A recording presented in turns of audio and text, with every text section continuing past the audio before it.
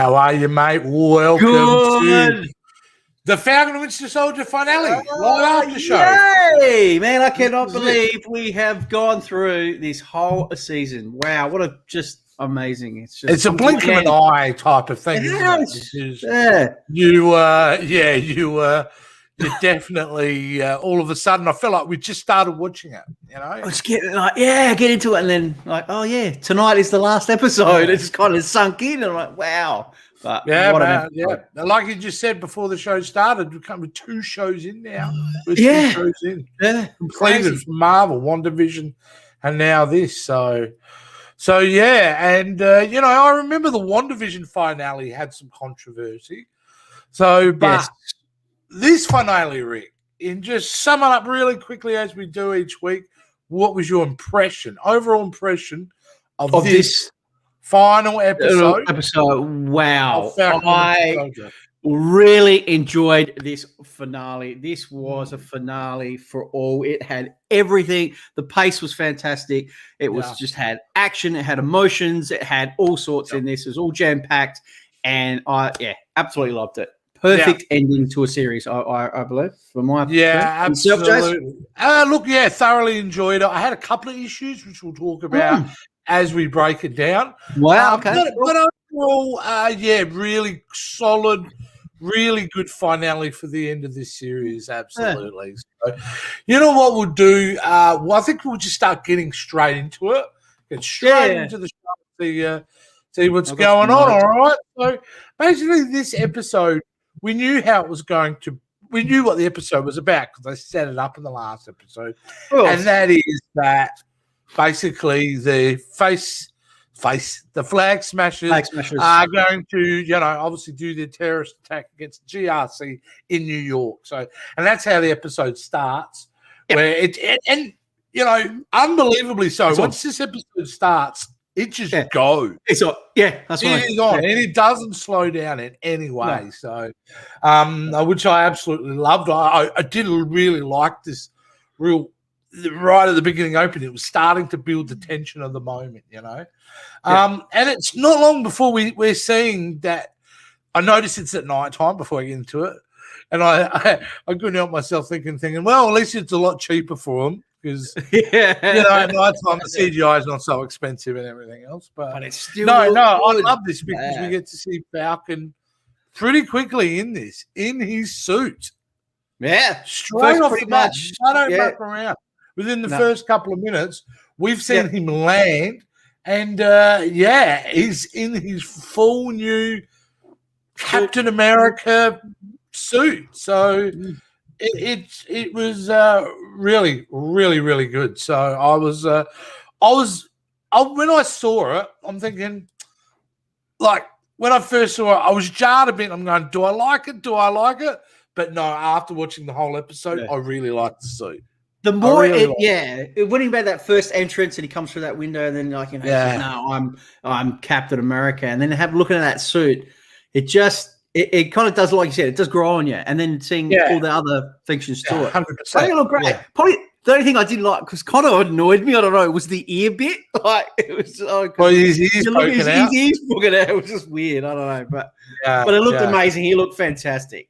Yeah. Really and it's great because we actually get to see him shortly in a really good quality fight scene with Batroc. Frenchie. Good old Frenchie, Batroc the Leaper. Great fight, really great fight. And it's it's a good reminder that, hey man, he doesn't have super soldier serum, this Captain America. He's as human as you and me. So he has to use the weaponry he's got and his skills really to get over. Because if you're taking on the mantle of Captain America, mate, aren't you taking on, the fact that you're going to be fighting guys that you won't be able to beat? Captain America, even it took someone like Thanos to be able to match it toe-to-toe with Captain America. But this news version is very different, which I like. I'm behind it pretty quickly because of that fight. I really like Sam because he's got, passion and ingenuity, which I think is really good about this episode, is as we see Sam Wilson as Captain America, his fighting style is slightly different, the way he approaches it, of course, because he's got the shield now. Him learning, it almost feels like this episode, he's learning how to balance the use of his wings and the shield. He uses them to brace himself and to the moving kind of effect. Because he's just he's a normal person. He hasn't got any superpowers. No, 100%. So, but it's an interesting episode because obviously in New York, who shows up? Sharon Carter in a little, which is a shock because she's in a lot of trouble. She shouldn't be here. Like in America, here in New York City, because she's wanted, isn't she? So at that point, she had that mask on. Yeah. So also to set it up as well as everyone, I really like the scene where we get the setup of the face smashers too, because I like how Carly's going like, man, you know what? Basically saying, she was mission. Let's kill the terrorists. And I'm willing to die for this, which I thought was insane, and raised the stakes because even her own followers are looking at each other going like, what the fuck is going on? Well, I'm not willing to die if you are. If I'm not. Exactly. But, Rick, I wanted to share a couple of things with you before we kind of go on. I wanted to do this throughout the show tonight. And one was, the origin of the Falcon. I thought we haven't really touched on that. No, so let's have a look. And he first appeared in Captain America Volume 1, number 117, which was published all the way back in September 1969. There you go. So he's been around for a while, and obviously the costume's different, and obviously Red Wing is, oh, by the way, how cool are the new Red Wing in Captain America's suit? I love that. But, that's where he kind of started there. Do you know it took, before he was announced as Captain America in the comic books, that happened in this episode, in this comic book here, Captain America Volume 725. And that happened in October 2014. So Sam Wilson being Captain America is relatively a new thing. It's fairly kind of a new thing. So you got to give it up to Marvel to embrace that as well, and studios, and go, that's recent, but still would be good for our story, which was great. The interesting thing, and now going back to the GRC, in the beginning with all the guys in the council, right? Yeah. And they basically get smoked out, and then running out. They get confronted by Flag Smasher, right? Yeah. But then I felt the next time we see them, they're getting herded into those vans by army people. Are they all on the are they all on the Flag Smasher's side? Are they? No, there was only one. Only one of them. Remember, because he was like, after he was the last one, closing the door, and then he was making sure, and then he puts those lock or that, right. And then that's when, then he dies. Horrific death.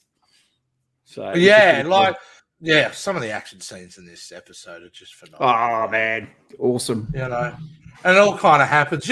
One bit was just kind of alluding to something, later in the episode. And obviously, this is all spoilers, guys. If you're watching this at this point, you've already seen the episode. But well, hopefully anyway, because you missed out otherwise. When the Winter Soldier bails, right? When Bucky goes, he's on the bike and he leaves. And then Sharon Carter's bailing as well, right? And she goes up to that guy and goes, "Oh, excuse me." Yeah, and I remember watching that, and I'm like, man, that was a pretty dark way to kill someone, wasn't it? Because she put that mercury thing on him, and you see this guy get into the car, you hear it crash, but did you see he started to melt? Yeah.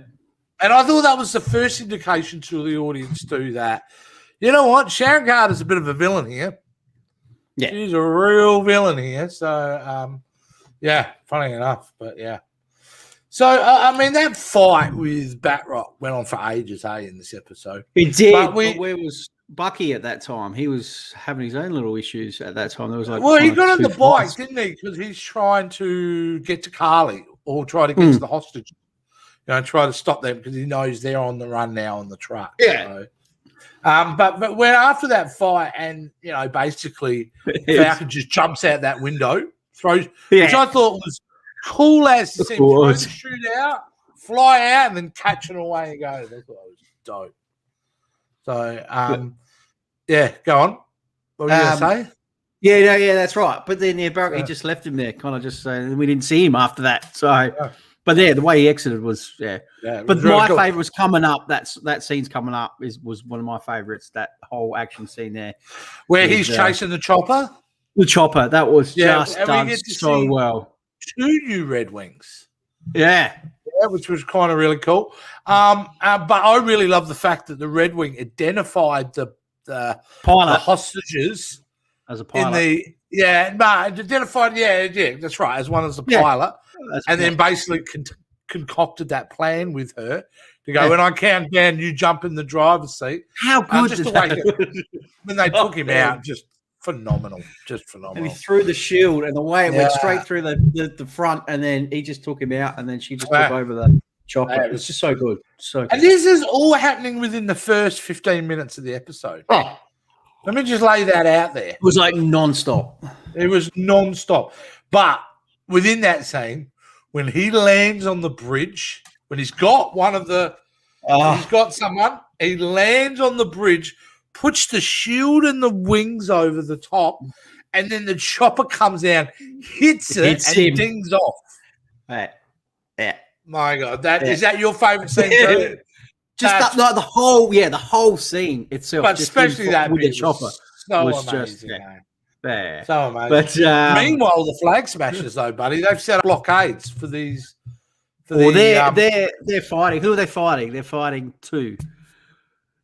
Walker. What do you mean? Walker's there. Yeah, Walker comes in a minute. He hasn't turned up yet in the episode. But and it's in this scene that he turns up where they do the blockade and they take over the 2 trucks with the hostages in the back. Yeah. So they've got full control now. That's where you see Bucky does that awesome move with the motorbike where he basically brakes and he just keeps flying into that dude. And that's another really decent fist fight as well, that scene. With him and that guy. That's going on for a bit. And there's a lot happening. This is a really good scene as well because the trucks don't really move. No, they're kind of stuck there as they go into it. But it's messed up because they set one on fire, which I thought was, I'm like, that was Carly. Yeah, Carly's like, we need a distraction. Kill him. Yeah. I'm like, well, all right. It was full on. I thought it was really full on. I was surprised, But you're right. We get Walker. John Walker turned up, who's a bit nutty at this point, I would suggest. Yeah, because, man. The fish loose there. Yeah, well, he's made his own shield in his backyard. Which didn't last long. It didn't last. It did not hold up. But, here he is, man. He's kicking ass. He's getting it, but for a little bit until they all gang up on him. And they get, and then Bucky has to save his ass. Yeah. Because they pull that pole out of the ground, which was again really great as well, And he got the really wonderful scene where Bucky has to break that round thing to open the back door, and he uses his strength and opens it. Kind of epic in its own way. So, but okay. Now, one of the problems I did have with this episode, actually, I should bring it up now, was in the earlier scene with the fact that how easy it felt like that Sharon Carter and Bucky were able to leave that building. What do you mean? Well, Sharon Carter walked past a heap of armed military people and nobody said nothing to her. Yeah, because she was wearing the face. She probably put the face back on. No. The scene she walked out, she's on the phone talking to Bucky, and talking to Sam. And she's walking out, and the military guys all pointed up. And I thought the way Bucky got out, just on the motorbike, and just go through that, like it seemed too easy for him to get out. So that was a slight little thing that bothered me. Wanted to bring that up because there's something that really bothers me later on about this episode, which I think is the biggest weakness I found in the entire show is in this episode. So we'll keep going along. Okay. Yeah. All right. So, we're back in that scene where they've set the bloody thing on fire. Bucky gets a group of them out, but it keeps going. It doesn't stop this fight scene, and that's what's great about this episode is these fight scenes do continue on quite a long time. They go back and forth. I don't think it stops or it slows down for at least half an hour. So, and this is not a long episode. It was a 51-minute episode, which means running time was about 45 minutes of action. But very cool though. Just a full-on kind of heart-stopping type of episode. What can I say? And it keeps getting better with that truck where she decides, Carly, that I'm going to drive that truck over the building. She wanted to kill them all. And then Walker had to make that decision. Do I go after Carly? Okay, yeah. And that was an interesting choice that he had to get over his own bloodlust. He had to kind of, He was twitching.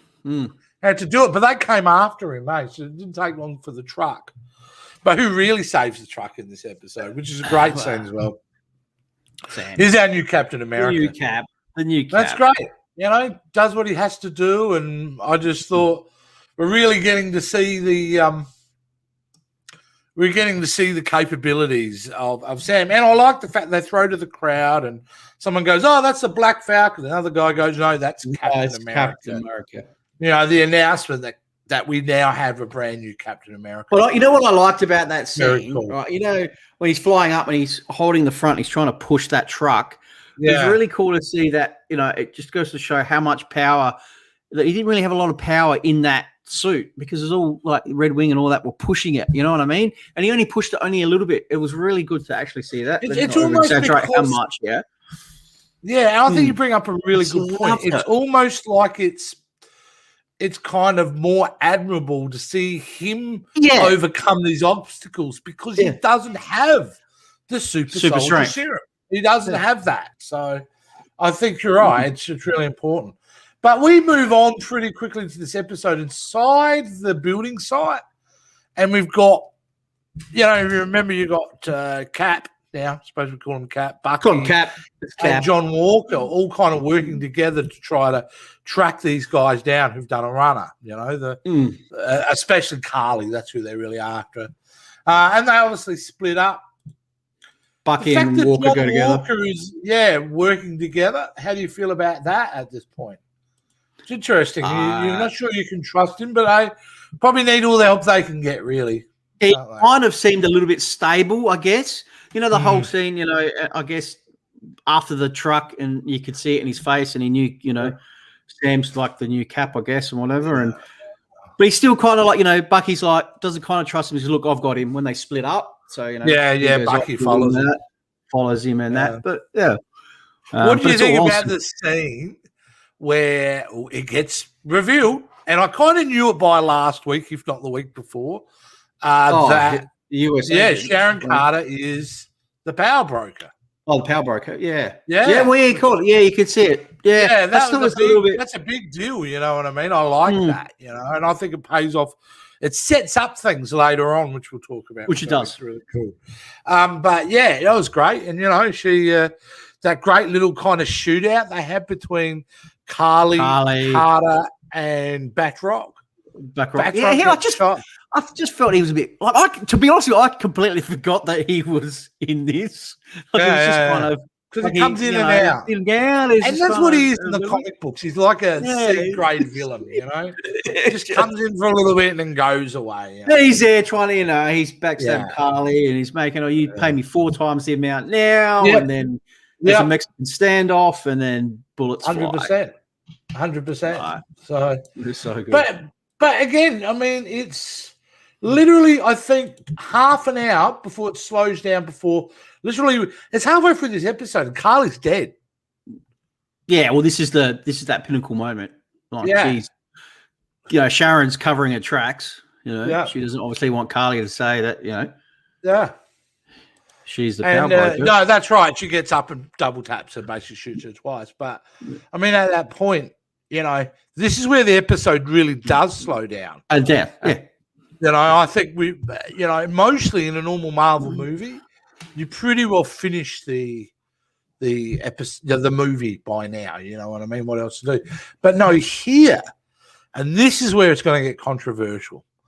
Mm-hmm. We have literally a 5 to 10 minute scene of Sam Wilson having a discussion with the leaders of the GRC in the middle of a street. Mm-hmm. Mm-hmm. And here's my problem with the episode. Mm-hmm. I felt it was too much of a liberal agenda being jammed down our throats. It was too preachy and it went too political. There are elements of that speech which I thought were very important, certainly the recognition that he was a black man playing Captain America, although that's playing into the political kind of, I don't know. It just seems to be they really rammed a lot of politics down our throat for the next 5 minutes. And that didn't sit well. As much as I like the politics in the show, didn't sit well with me too much. Though I must say, even though I don't like that scene, I really appreciate what it does for the development of Isaiah Bradley as a character. I think that's that lead and up the fact that yes. So although I'm not, I thought, important. Look, I think you could have cut about 3 minutes out of that scene and still got everything across that you needed to. But it did feel a bit like, it was a bit much for me. Bit what? A bit too long-winded for you? Too long-winded. Reminded me of the end of Rocky IV. You know, if I can change, then you can change. So if anyone knows seen the end of Rocky IV, it's a giant political speech. But but he had some great points. You know, he had some really great points that he made, and that was good. But it went on for a long time, dude. A long time, like nearly 10 minutes. Well, you know, I guess it's a big thing. It's a big thing. Yeah. You know? Like, this is the first time we see a black Captain America. Yeah, and I suppose we know the struggles and everyone's going through. And everything. And it's a good story device. He did it in public because the media have caught it. So now the whole world knows what he said. And the whole world was watching. Yeah, it's been announced that he's kind of Cap. So I kind of get it. How about the scene with the flag smashers getting away with one of the terrorist trucks? Did you like that? Then all of a sudden, oh yeah. You see who set off the bomb? The old guy. Yeah, the old guy who was Baron's butler. Yeah. And it Zemo. And it did cut to the raft where Zemo is currently being held in the raft. And he's listening in. He's listening in, and he's radio, whatever. Certainly pretty happy with the outcome. Yep. And that was the last we saw. Yeah. And then, but we don't see. We obviously get to see. This is the time in the show, of the series, or the movie, or the limited series, that we get to tie up storylines, and we get to tie up John Walker's storyline coming up. Not tie it up, but open it up. His next chapter in his life. It seems to be an empty courthouse or something. I don't know where they were. They must have been. Maybe Hydra, John Walker and his wife are. Anyway, he comes out in a variation of the suit. It's all black with the red and the white. And US agent. So, which was really great because that sets up so many opportunities. Having him as this guy that probably at his heart wants to do the right thing, but is capable of very evil. And you'd see that. I like that a lot. So he's like, I'm back. You know, he's excited to be back in a suit. Yeah, you know? he is. He's pumped. Pumped. Thanks, Val. Yeah, don't call me Val. Val, but what is a very emotional scene, though, is we cut to Bucky going back to the old man's house, basically confessing that it was him. Chief piece of that was very emotionally powerful. It was a tough scene, but necessary that he did do that. And then followed that nice little simple scene of the bag in the psychiatrist's office where the book is handed to her and all the names are crossed off. I thought that was all the notes. I thought that was a good closure on that as well. So we are at that point where things are, changing and. But and then we get that really wonderful scene, one of the great scenes in this series between Sam and Isaiah Bradley. Visit him home. Yeah. And not only was that a wonderful scene between them sitting down in the garden having a chat, but it's the following scene that just brings home the landing. And that's when they take him to the memorial where Captain America's, the one we saw in the Winter Soldier and Civil War, and this new memorial where they have a whole section dedicated to Isaiah Bradley. So the world will never forget again what he did for his country. Yeah, unbelievable, fantastic way to handle that. I thought it was beautifully done. It was a great scene, even prior leading up to that. Yeah, that scene wouldn't have been that great if I was really honest. If it wasn't for that scene that I had an issue with. Prior. You had an issue with. That's right. If we didn't have that, you were going. I'll admit that. I wouldn't have had. Yeah, I wouldn't have had that. So, but truly wonderful the way they handle that. You know what, man? I'd be up to watch a young Isaiah Bradley Marvel limited series about him doing all these undercover ops in the 40s and 50s. I'd love to see. You never know. You never know with Marvel, mate. They pull out stuff left, right, and center, but it's wonderful. And then we have that really wonderful scene where they're all back at Louisiana, and we get to see near the boat. Yeah, and it feels like that. They're proper friends. They're everyone's together. It's sweet. Everyone's taking photos with the new cap and And that's the way it kind of ends. But do not love that title. Instead of being the Falcon and the Winter Soldier, now that brings something up. Captain America and the Winter Soldier. The Winter Soldier. So maybe we will see, not technically a second season to this. We see maybe a first season of Captain. Whoa, I don't know. We'll talk about that. So interesting. We do get an after credit scene, all right? And, which is Sharon Carter being absolved of any wrongdoing, given a pardon, offered her old job back. She's pretty bloody happy with that concept because now she can continue to be the power broker and has access to military secrets. That's right. Prototypes, weapons. Really good. So, Rick, yes, it sets it up so much for another season. Why wouldn't they? And of course, you would call it Captain America and the Winter Soldier. Yeah. You would call it that. 100%. Which I'm surprised at because I thought this was going to be self-contained, but it very much is leading to another series. Yeah, you can see it's going to happen. Which is time, Rick, to talk about. Now, we've talked about this episode. We both loved it genuinely. Let's look back on the entire 6-episode series. Yep. Let's look at this thing as a whole. I got to say, it met every expectation it had and at times exceeded expectations on what this show could be.